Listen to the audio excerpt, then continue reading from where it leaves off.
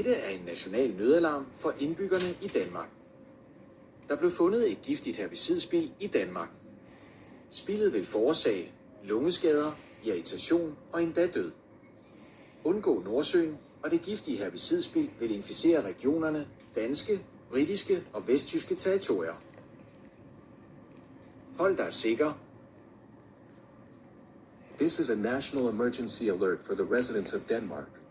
A toxic herbicide spill was found in Denmark. The spill will cause lung damage, irritation, and even death.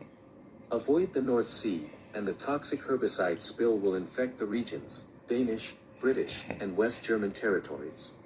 Stay safe.